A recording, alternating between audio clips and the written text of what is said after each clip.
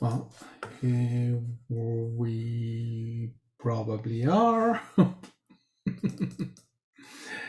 Yes. Well, yeah, that's okay. Oh, good. Yes, it works. So this is very good. And then there. So, hello, and welcome to our December transmission, Patreon and friends. And I'm very happy to have you here and to share this moment. Yes. And as always, doesn't matter when in time you join in, it's always now. And you are already co-creating, you are co-creating this moment. Right? Yes, so we are in December, right? We are already in with the Christmas time, Christmas time, and snow here, and in the southern regions is, well, you're getting into summer there. So yeah, we are finally going to go back into extension of light. Oh, hello, Roxy, welcome. And a lot of change, right? We keep changing. Seems the same, but it's not the same. Huh? We seem to have the repetition of year after year. Same kind of day, same stuff, but it's not really the same. We can feel, I can feel the difference. It's not the same. We are in a completely different place. When comparing with the memory, right? We use the memory as comparison, and we know it's different. Time is going so fast and faster. Days are really going very fast out of the way, leaving place to a new day. So yes, and that is one of the things that right, we have proof from nothing can be proven, and we have to go with that because that is what we have. However, if we really wanted to have a way to reasoning into the pertinence of time, well, the acceleration and deceleration of time is giving us signs of time being no truth, time being not something that is static or moving in the same way. However, the science of time is speaking of time passing according to what? To seconds, minutes, hours, days, weeks, months, years. So it is supposed to be something that is irregular, right? But exactly the fact that time is not passing regularly, but accelerating and decelerating, is what gives us a way to understand why time is not what we presume it to be, but a tool that we have. Or if time was really that linear thing, it will always pass in the same way. You cannot have it in any other way. It's always like that. Our idea of externalizing reality is based on truth. We have truth for everything, and we use those truths to create the externalization and to give us the illusion of that externalization. However, that illusion, when we allow ourselves to look into it, that illusion doesn't stand, because it's what we receive back from a intelligent observation of these things is that our assumptions are wrong. They don't stand intelligence. And by intelligence here, I'm not referring to the intelligence that humans tend to describe, right? To have as a truth. No, it's the intelligence that comes from the knowing. I made last week, I think, something where I was talking about what is the difference between what we learn, so what we are told, and what we base on our knowing, so the inside, the internalization, the understanding of what we are. And when you do that, your ability to analyze and to use intelligence, it becomes huge, something that is absolutely unimaginable when compared to the definition of intelligence that is given from the human point of view. But here, I think it's important also to realize that when we talk about that, is that it's not to compare, right? I'm not comparing intelligence, let's say, from the knowing to intelligence from the human. They are not comparable. It's not the same thing. One is externalization and one is internalization. They don't exist in the same category. They don't exist together. They are not the same thing. Therefore, I don't put any judgment or any expectation in that difference. They are not the same. That's all.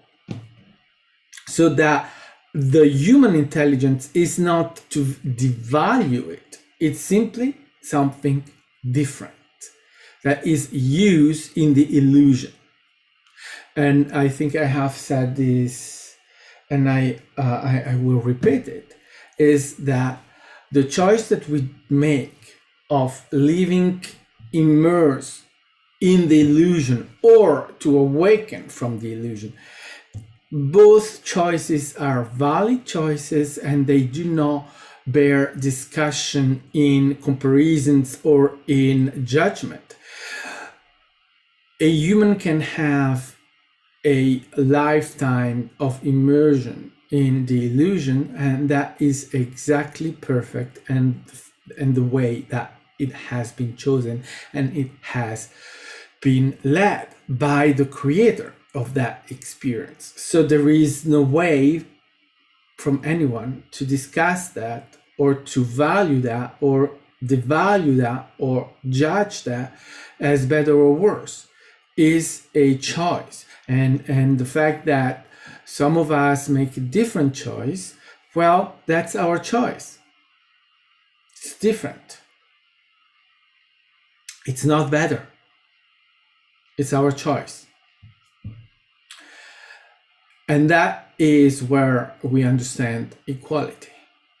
That's the equality that exists in the universe, where we are all equal in our choices, in our experiences, in our being, in our creation. And the experience is what we do. And therefore, every experience is equally experienced, no matter what. So that so that that intelligence that we express in the knowing, when we allow that to be expressed in our creation, in our understanding, in the knowing that all of us we have, then that allows us to see or to understand all of these all of these experiences from a different point of view. That's all this is, a different point of view. It's the creator watching the creator. And when you do that, then you understand creation. You understand how it is done, right? Because you have experienced it, so you are able to see it as the watcher of it, which is what we are already doing, right? We are watching ourselves. We do constantly, because we create it, and as we create it, we watch, and we watch each other's in many ways. And that gives us a knowing too of the self.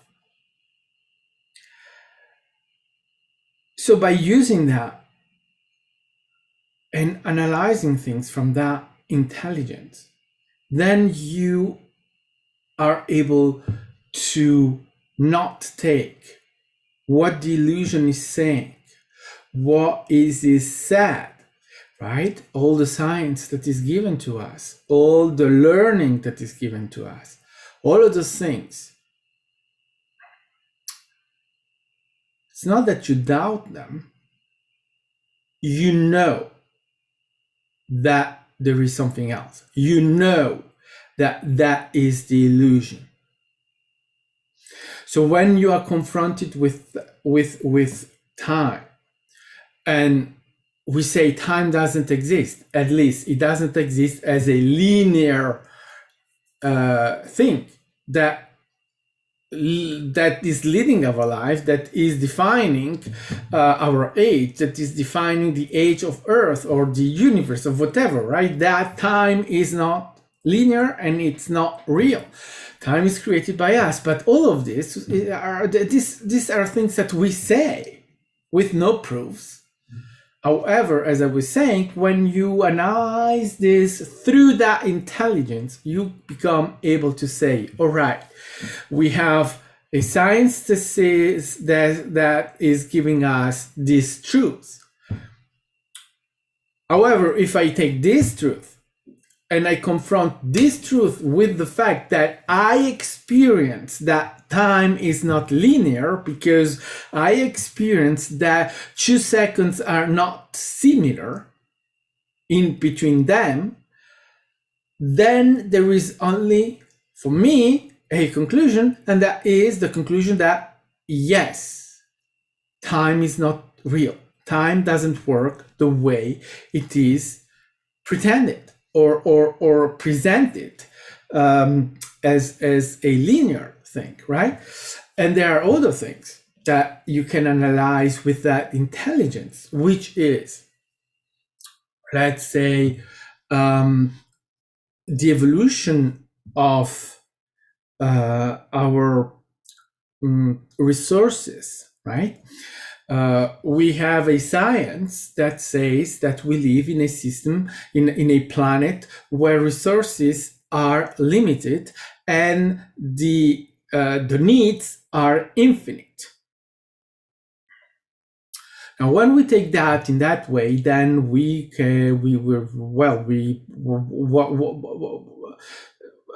fucked. Because what do you want to do? It's impossible to do anything because the resources are limited. And if we look into the history, that recent history, we don't need to go very, very far away. Recent history is that we have been confronted with that limitness of resources, especially with oil. And let's talk about oil. So it is less and less remembered. But in the 70s, we had a crisis, a oil crisis, where it was said that oil was finished, that we didn't have any oil left that we could exploit and use, so that, well, we were pretty much at the end of our civilization, because with the end of oil at that moment and without any alternative, how will we be able to keep the progress in our society with the transportation, well, central heating, right, and all of those things? How well, done, finished. We will go back to coal and that kind of thing that are much less effective and much more polluting, etc., etc. So that was the science, and but also the situation that we were confronting with in the 70s. Now,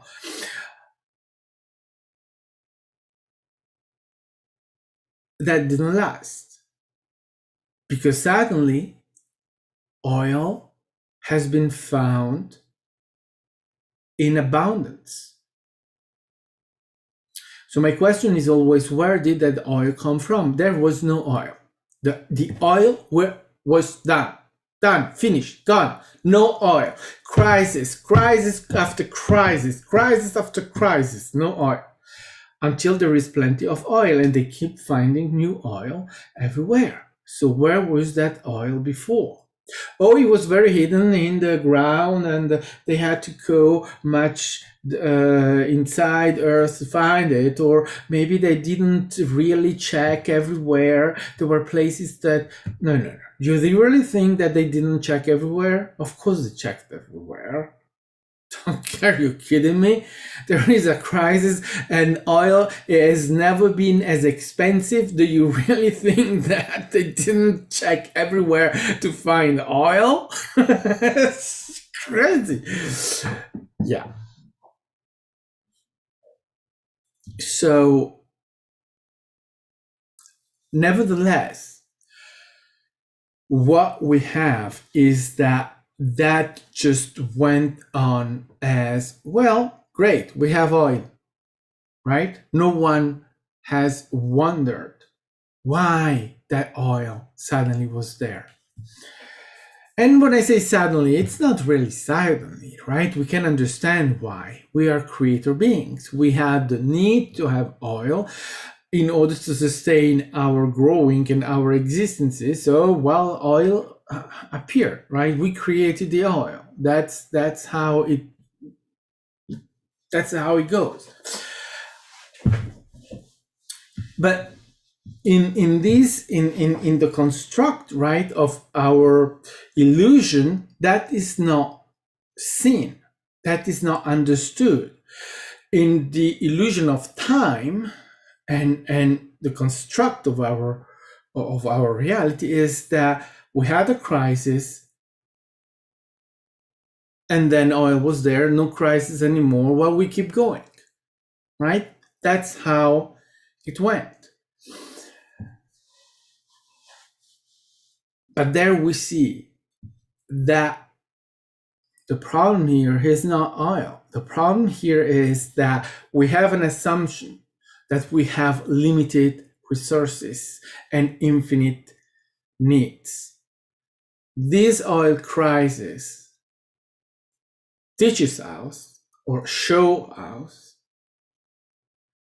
that our resources are infinite. So we are in abundance. Though we do not perceive it, we do not see it, because it's simply that in the illusion that goes just unnoticed. We just keep going and do not wonder how is it possible. Or then you have some that will come up with with some theories of conspiracy theories that will say, oh, they were hiding it, or they just lied to us to make the price go up, right? These kind of things. Then you always have conspiracy theories coming up from whatever, because that is much more, I don't know, simpler for some to believe those theory than to simply accept reality as it is. Anyway, that also is a choice, a experience choice to be accepted equally as every other choices. So right here we have the same situation. We can just disregard it and say, oh, right, crisis, end of crisis, great, we are saved, keep going. Or we can use our intelligence and then allow ourselves to wonder about limitations. Are we really limited as we are said, right? Limited resources, infinite needs. We can't do everything. We have to limit everything. End of story. Well, clearly not, because that oil crisis is not something that has never happened ever, right? It's keep going. It's the science around that and all the stuff. It's still in existence, right? The wondering limited resource. It's what is still taught in schools, universities, etc., in sciences, right? All of that. That's what they are teaching right now in every school in the world. We are limited in resources, so we cannot do a lot. And that has limited ramification, right, in the way that we are perceiving many things, our abundance. But here, right, we are talking about something that is global, in a global scale. Then, if you understand that in a global scale, you have always to do what? To take it back to the self. What is limitation for me? What is limitation of resources for me? Do I accept that statement? And what is that for me, right? In my own reality, in my own creation, am I limited? And why do I perceive limitations where there are no limitations?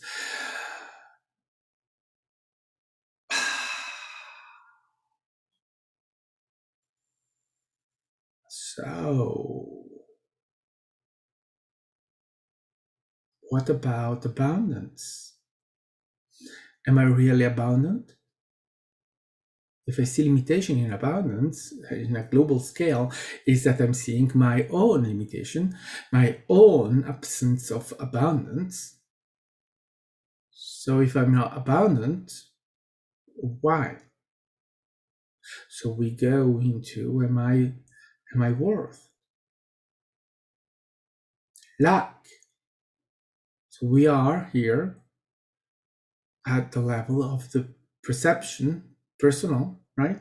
Perception of the self, of lack. Because that is what it is, right? You can see it at a global scale, but the global scale is one thing, but then there's only you here, so it's not the global, it's yours, your lack. Because when you use your intelligence, you see that there is no lack. If you feel the lack, if you express the lack, is because there is something in you that gives you that lack. So always bring it back to the self. Interesting, right? But then there are other instances, right? Other situation of resources that are presented as limited. But then when you look and you pay attention, a question that I have already asked many times is where the fact we found the resources to have so much storage for our data, computerized data. The scale of storage that is necessary to store all the data that each one of us has, and you have to multiply that for 8 billion, and let's say 8 billions of humans.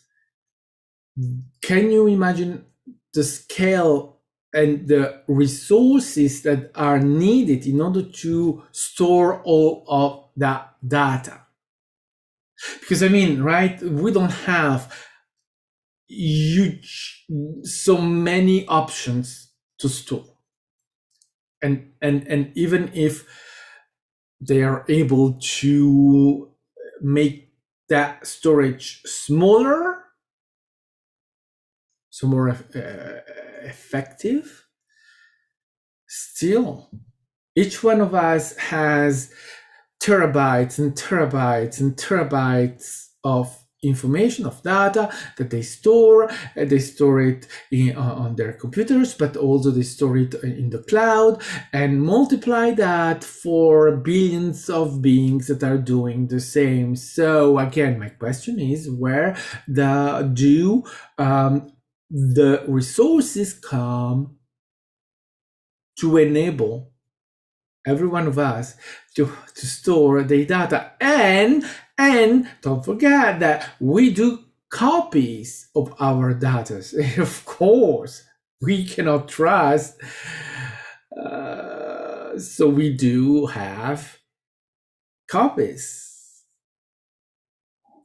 And when I take that and I see the scale of the resources that are needed in order to do that, I have to ask, where do the resources come to enable us to have all that data stored?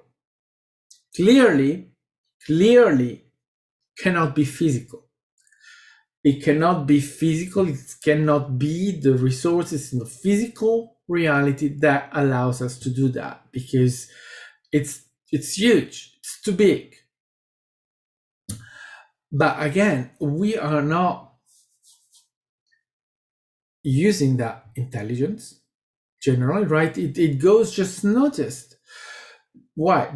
Because, well, why question that when, well, I have all I need, right? It's there. So I'm just accepting it as it is. But again, here, it's not about the fact that it cannot be physical, right? It's not about that, because the reality is happening, and there we have the resources that are needed. It's simply, this is the recognition, by using our intelligence, the recognition of the illusion, right? The illusion of limitations. If reality, if the truth is that we have limited resources, then it's not possible for all of us to have a computer with a storage for data, and to have that in the internet and all of those things. It's simply not possible, because the resources will be unimaginable. However, that is what it is. So it's to give ourselves that understanding that a physical reality cannot be understood in limits. If we allow this truth of resources being limited to be our truth, then we cannot explain reality. We cannot explain Earth. We cannot explain physicality. But because remember, here we are not talking about resources that are vegetables, that were carrots. Well, you plant the carrots, you have new carrots. No, we are talking about resources that once used, they're used. Supposedly. We cannot grow that, right? We cannot grow silicium. We cannot grow all those materials. Once they are used, they're gone. So as for time, as for oil, as for resources in general, right? We are confronted with a statement of limitation here. And that limitation cannot be. As again, if we allow that to be one, then explain reality, explain physical reality to me, because then it doesn't make sense.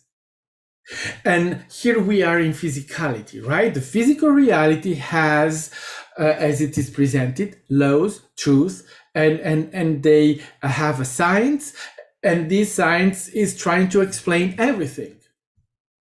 Well, I challenge science to explain physicality, to explain reality, seeing it from limitations that are not limiting, limitations that are supposed to be true, but then when analyzed, well, they are not true.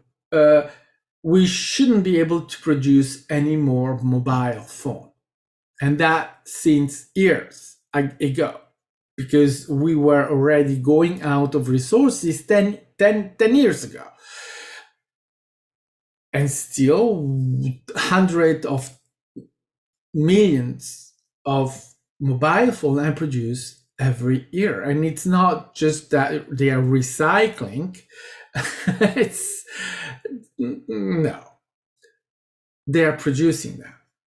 So where are the silicium and all of that are needed? Silicium is one of those materials that are extincted according to what they say, right? What the information that they're giving, and they were giving 10 years ago. There is a little silicium that we are not able to keep producing all this mobile phone for very long. And we are here and still producing all those mobile phones. And it has been very long. And it's hundreds of millions every year. So where does the resources, where do the resources come, right? Well, we are creating them, right? We know that. We are creating them. But not according to the truth of physicality.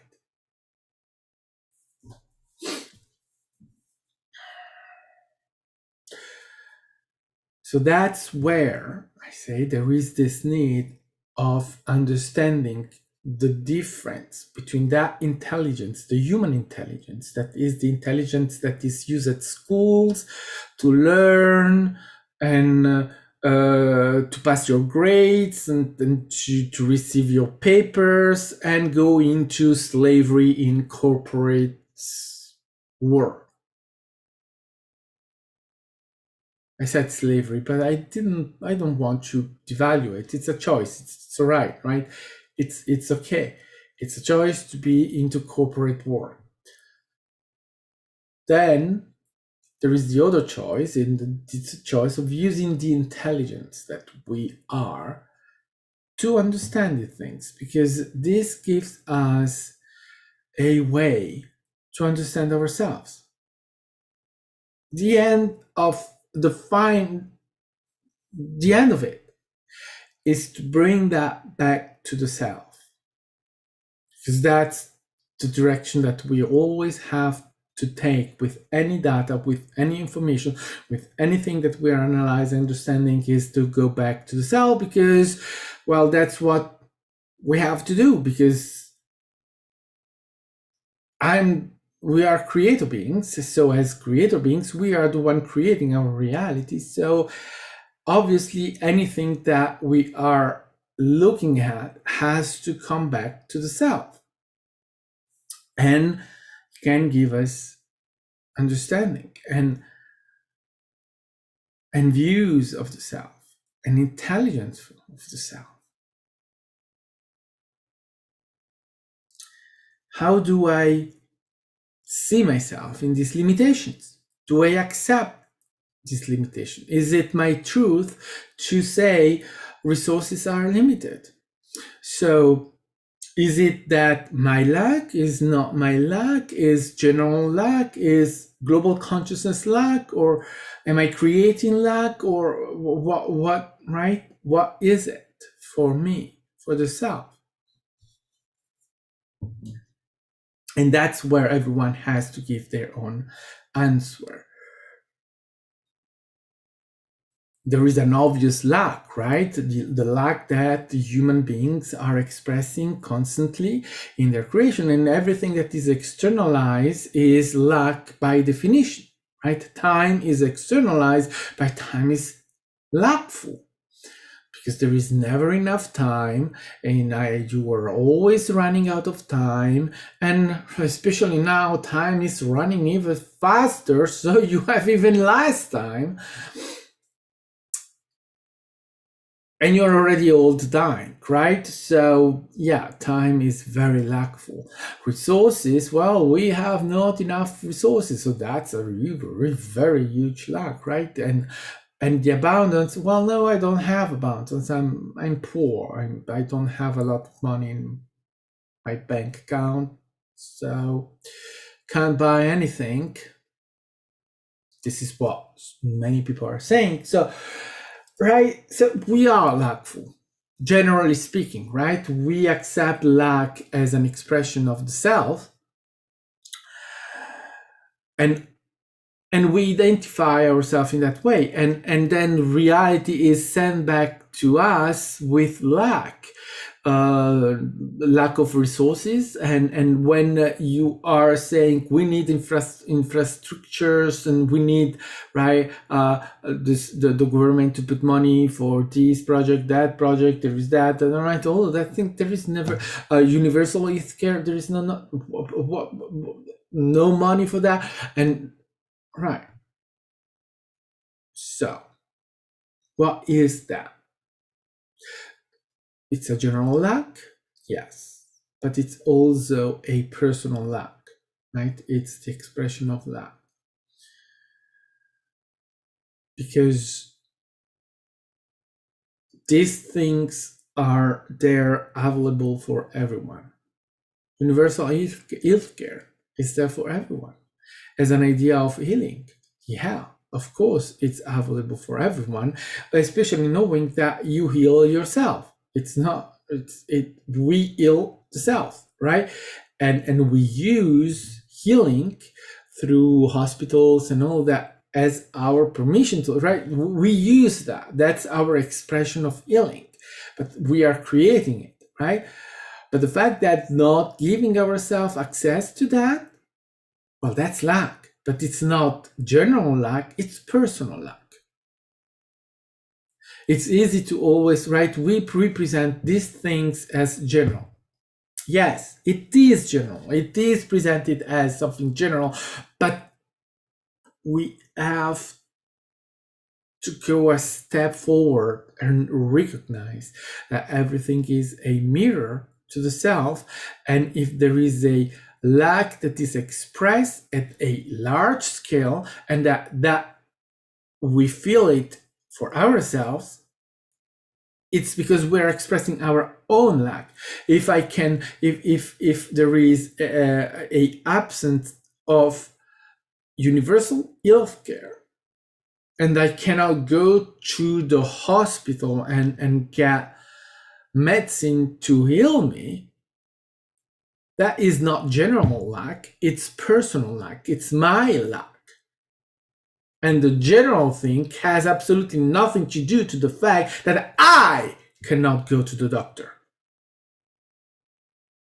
Because it's me not going to the doctor. It's not them, it's me. So it has always to be taken to the self. Because generalizing, it's a very, very good tool, but not really useful when it comes to the self. And it becomes a, excuse to not confront the self with the knowing of the self. I need to know myself. I want to know myself. If I stop to general lack, the lack of our community, the lack of the country, of whatever the fact, well, great, but it's impacting me, right? And that is what is important for me. So that's why there is always that need to bring everything back to the self. Internalizing reality, and I come back to that, and I will repeat this to exhaustion, because that is where we need to go. Internalizing reality. I had interesting discoveries lately. I've been watching the behavior and some dynamics in cults and people joining cults and what they say, and it's very interesting because there are common things. But first of all, it's the understanding, why does anyone join a cult? It's never for bad reasons, but then they find themselves trapped in that, right? So that is the easy explanation. Oh, they are just, but they are not stupid, and they have whatever. It's a question of the self expressing something that lead these people into a cult, right? But then I understand one thing, and that thing is that in a subconscious level, and in a way of relating to human, what happens with cults, and I already said before that cults, religions, traditional, what we could call traditional religions, and whatever derivates or other stuff there is out there, are all cults. There is no differences, because they are all acting in the same way. They are all predatory towards humans to get them into their belief system. So whether, I'm not going to go into that again, but they are all cults. They are predatory to have humans joining in the belief. And the story. That's my point of view. But what all of those do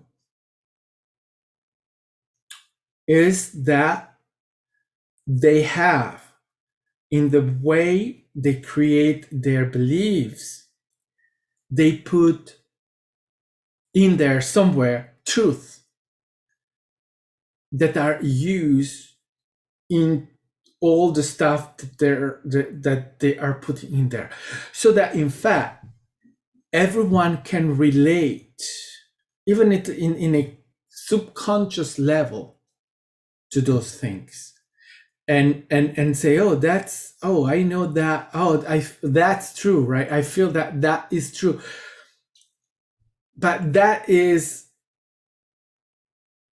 in between all of the rest, right? But there are things that they are using that are speaking to everyone, because there are there are truth used in there, and people are, and I feel that we are all. It's funny because the other day someone was there are differences in the way they say, right? Are human being fundamentally good or evil? That's bullshit. We're neither, because neither, right? That's duality. That's no one is neither in reality. But in the illusion, right, in our, because religion calls its externalization, you have to externalize reality in order to be part of a religion or a belief system of that kind, cult, whatever it is, because they are externalizing the idea of God. Whether they call it God, whether it's something else, it doesn't matter. It can be a tree, it can be an animal, it can be whatever. It's external, becomes totally external, and it has to externalize, because if you go inside, well, there is no religion or cult that can stand. So it's external.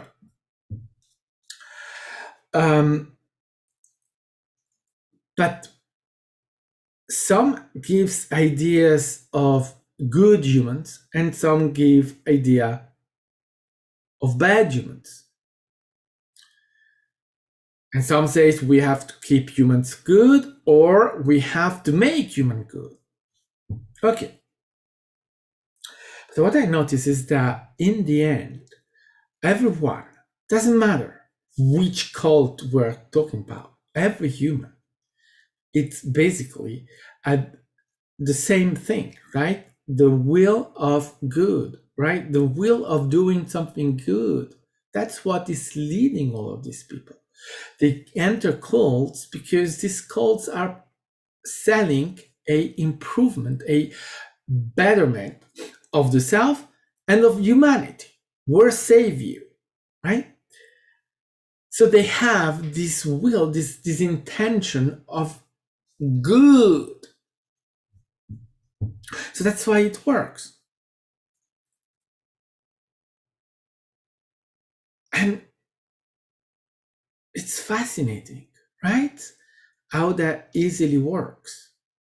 But then one remembers, we are taught from infancy to obey, to respect, and religion, the external God. There's also many things. So it's not so surprising that that is possible, because we are prepared to that. And we are prepared to believe the externalization, so to believe the external God that we have never seen. One has ever seen the external God. However, there is the belief in this external God, right? Yeah. I mean, look around you, and memory teaches us that for 2000 years and some more, well, there has been the worship of this invisible God. Because it's funny, because for other religions or for other gods, there is a humanization. So there are depictions, and so we can say that probably that those gods have been seen somehow, or they had some interaction in order to have this idea of right. But when you have a god that is presented as an elephant, something must have happened to give that depiction for that god. So one must have seen something, right? Can go, it's absolutely possible. So then But then with those gods, they were multiple gods. Now we have come to the one God. But that one God has never been seen. There is no representation of that God. So the belief in that God is based on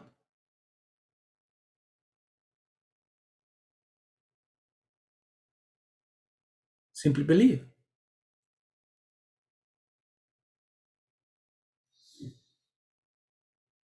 Because there is absolutely nothing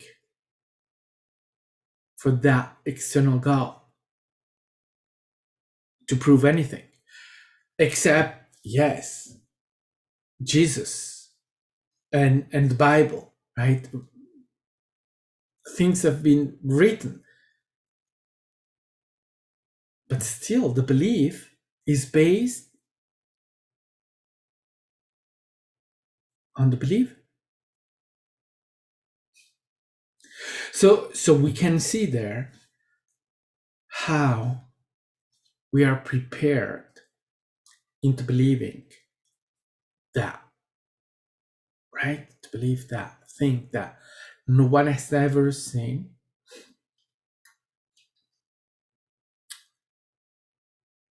However, then there is misbelief for everything else that can be seen, that can be physically expressed, and we believe, and then we believe easily in things that, right? How can we explain conspiracy theories that are absolutely stupid and with absolutely no proofs of them? But then I will ask, yes, but don't we believe, or many believe, in a external God that no one has ever seen? So why would believe in a conspiracy theory that has absolutely no proof around that so extraordinary? I won't say that it's not extraordinary, it's more ordinary than what we believe, because so many are, but because we are conditioned to that. And then we are surprised that so easily people fall into cults, into conspiracies, into stuff that is delusional. Well, but then why? We are not able to know anything. We have proofs for nothing. Nothing is proven in this reality. So how do you prove something that doesn't exist?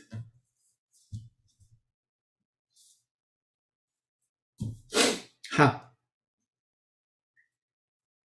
You know that those theories are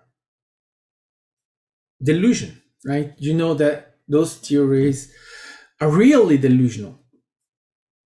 Reality is reality. Yeah, absolutely. Reality is reality. For those that believe in those things, those are real. However, they remain delusional because they are based in a reality that is not expressed here. Maybe in another version, in another timeline, that is real, happening and true. Yes, not this one.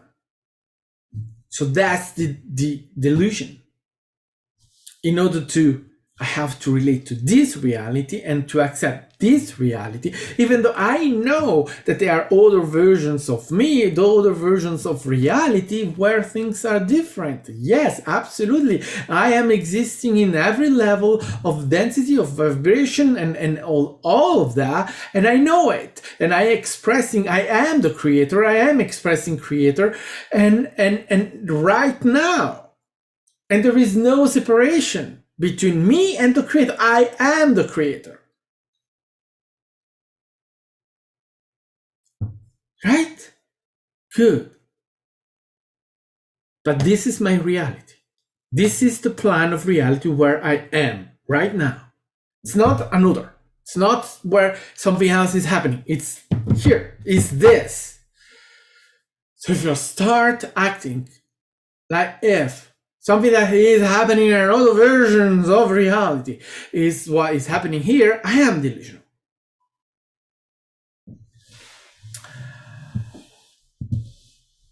Therefore,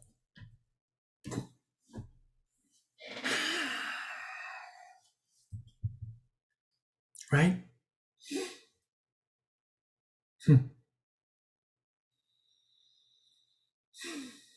That is happening, right?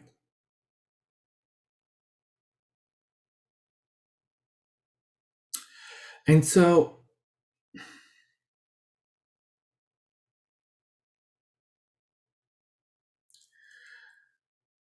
I go back to what I was saying is that even though these people may be delusional and it doesn't matter, but at the beginning or at the end or whatever, the fact is that the intention that every human is putting into it, it's an intention of improvement, of love, of help, or of wanting to do something good.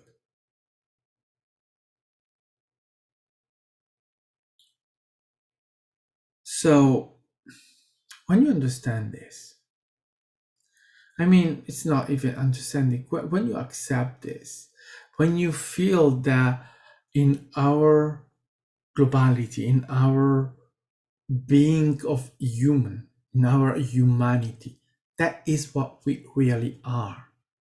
And I've been feeling lately the weight of all the stuff that is happening: wars, betrayals, more murders, and more wars, and all of that is happening all right. Time is not so, it everything is happening right now. But then I said, those are experiences. We're all experiencing those things. And that is a weight only if you allow the weight. That is something that can overwhelm you only if you allow it. Because the end of the story is that we are all having experiences, and those are experiences. So that the truth is that I'm here and now, and those nows are not now. They are older nows. And so when I let go of that and I just say, well, yes, and it doesn't matter, it's now. And the fundamental of human is creation. So the opposition, so the bad, the darkness, all those things that we say, well, obviously, yes, they are experiences that are happening, but let's just admit that those are interpretations of reality that are done. There are experiences that are done, used, but that the fundamental and the truth that we can have about ourselves is that we are all creative beings creating experiences for ourselves.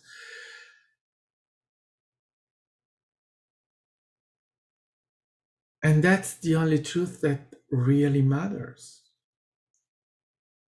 The rest is interpretation. And the interpretation is used by human in the human reality. Hmm.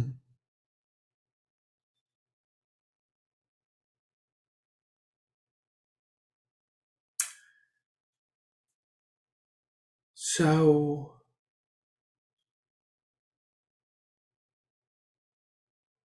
we really are energy that is discovering itself. We really are that in its simplicity.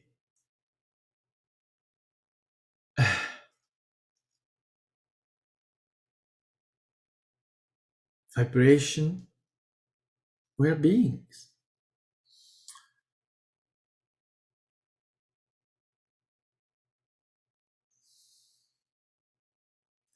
And we choose to be humans.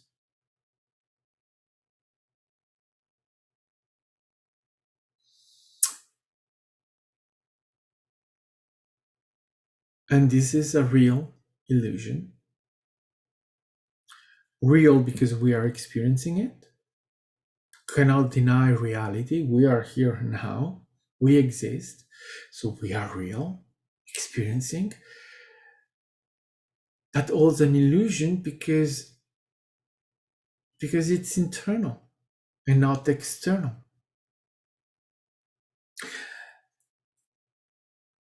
And when you admit the internalization of reality, everything is explained. Everything. We are creator beings, creating our reality. And but now we will soon, and I think that this is our evolution now, is the understanding of creator, God, because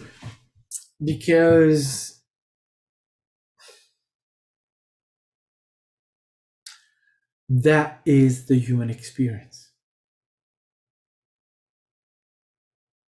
What we refer to as God, creator, it's the human point of view. It's how human is seeing it, because human needs to identify, the human needs to understand.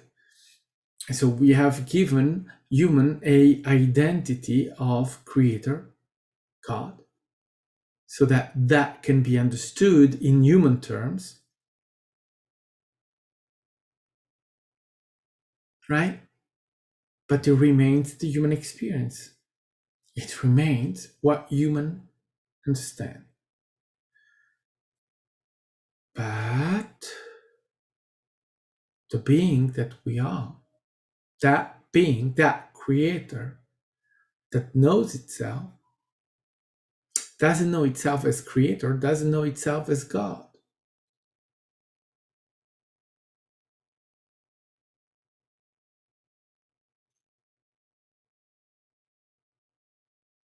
So we always have to understand the difference between what I am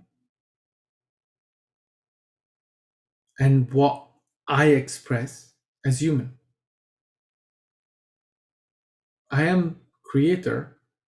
I am that being right now. I don't need to go in search for that being. I don't need to call for that being. I don't need to make some magic tricks to make that being appear in front of me. No, I already am that being. So do you. So do every human.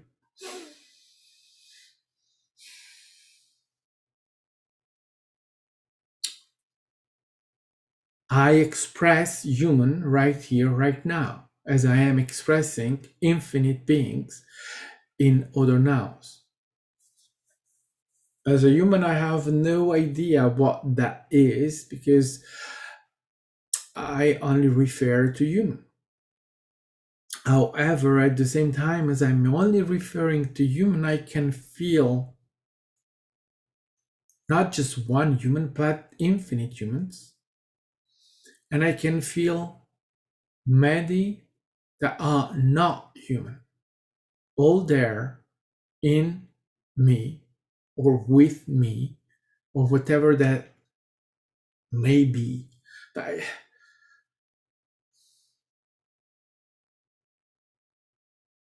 this is what I am expressing, because this is what I'm choosing right here, right now.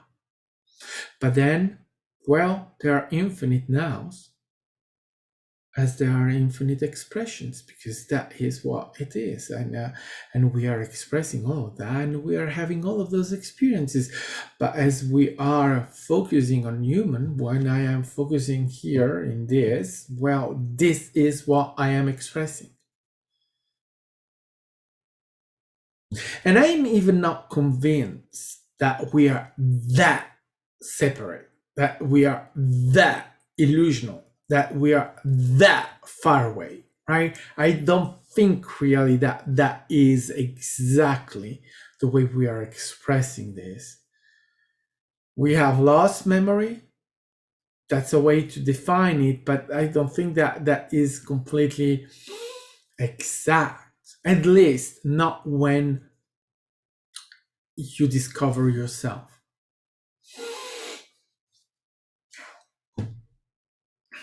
The illusion dissipates. The it becomes tinier and tiny and tiny and so little, so that there is no more separation, and we are reduced to call it illusion of separation. Is it?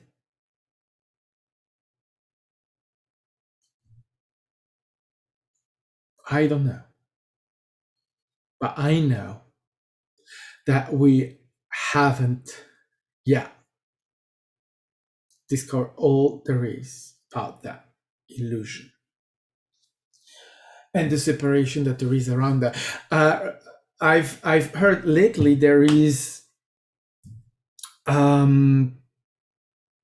no way, just an hour. It's like I've been talking for hours and hours. Anyway, lately I've seen that there is a sort of revolution that they're doing with a TV show, Doctor Who. It seems that they have introduced, or they want to introduce, a concept of multiverse in Doctor Who, which is really very funny. Well, it's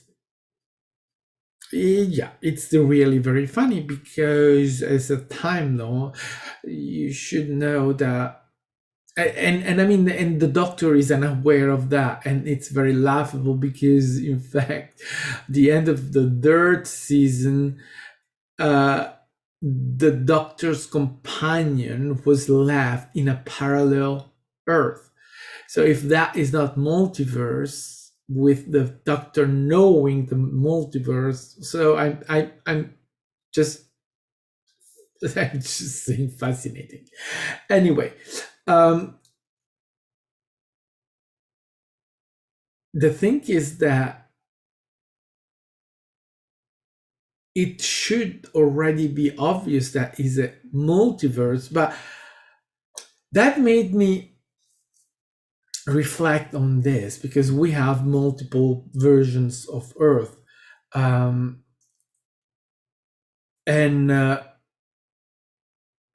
not just version of me making my choices, but it also me existing in different versions of Earth. But here is the thing: is that that Earth is not located somewhere else. You don't have to go in a parallel reality or universe that is beside this. All is here and now.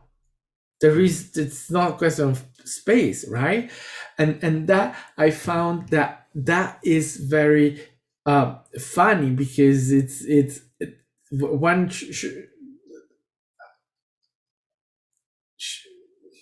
I mean, I don't want to say should. It's simply that idea of putting that space in between, where there is no need to put any space, because someone that is traveling through space and time, I mean, they are not really traveling, but it really made me right see this reality and realize how, when we relate to Earth and the position of Earth and our position on it, and all the versions, that the thing is that nothing is moving. I'm not moving. And all of those versions of the self and of realities and creations, they are created exactly the same way. Let's say in the same place. It's not a place, but and then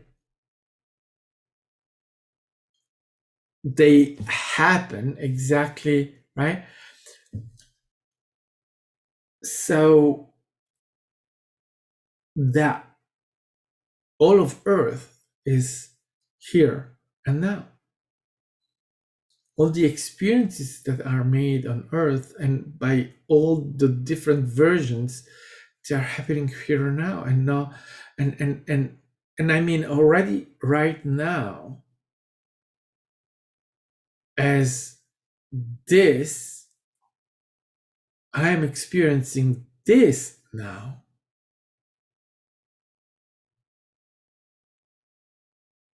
Right?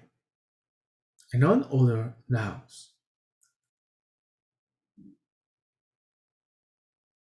So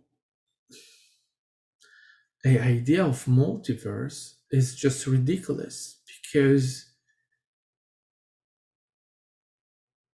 I mean, when I say ridiculous, in the idea of space, right? Of placing it in space, because there is no need. Because really, there is no need to have all those versions of physicality, right? Dispersed everywhere, because and someone that travels like that, well, they just appear where right, they teleport themselves there exactly where they go, in the moment where they go, and it's the moment. It's not the space, it's the moment.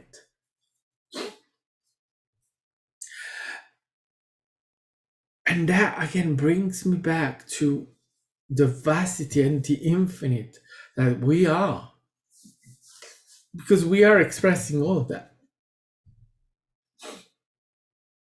right here, right now.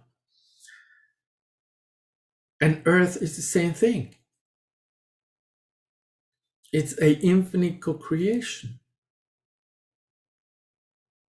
And we don't know the perspective of Gaia, because we are having our own perspective.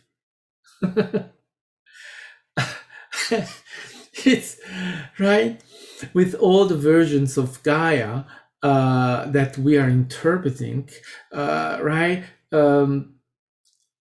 The version that still has Atlantis, the version that is the technology Earth, the nuclear Earth, our awakening Earth, all of that, right? It's all happening here and now.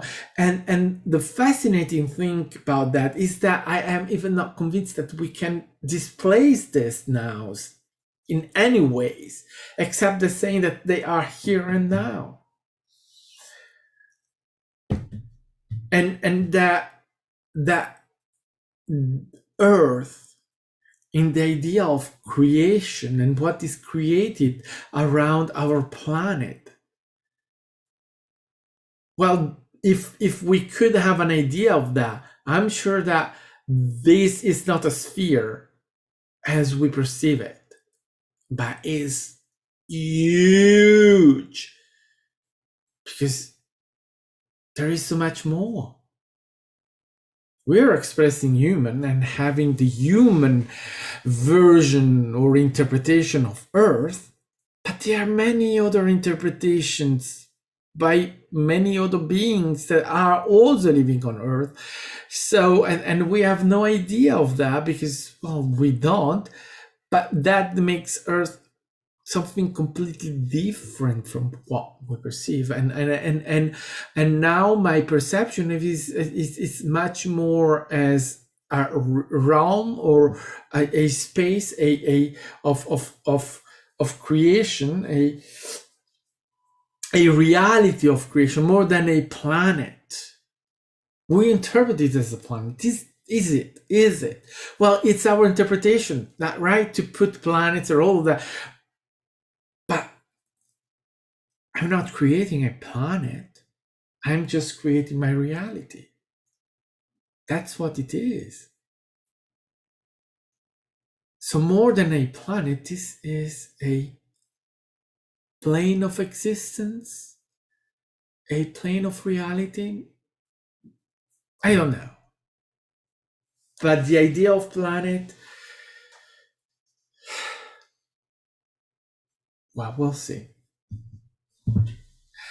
And I know I'm here. I'm going into something that I'm right more wondering and that kind of thing. But it's simply a reflection that I have in I'm not questioning, because right, it's our reality remains what it is.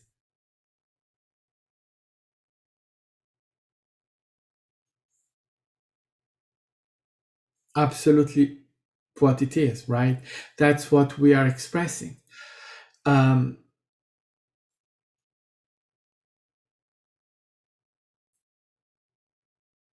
but we know that we are creator beings, and that even though we still, right, it's the illusion, that it's a illusion, maybe it's not the word, it's what we are projecting and relating to. But we know that this is interpretation. We are interpreting reality. So what is that we will find when we go passing the interpretation? Well, we will discover ourselves. Yes, absolutely. Plus. Yeah. So I know I've been going a little bit, all right, many things. But yeah, this is the idea behind these monthly transmissions, is also to go a little bit farther and having fun. And this is fun, because nothing that I have done is to be taken seriously, but interpreted or left for whatever maybe. Yeah. So I think that this is all for this month. And I hope you had some fun, that you had fun like me. I had a lot of fun sharing this, talking about this, and I will be seeing you in the next now. And I thank you for joining, and with a lot of love, I love you, and I will see you in the next now. Yes. Bye bye.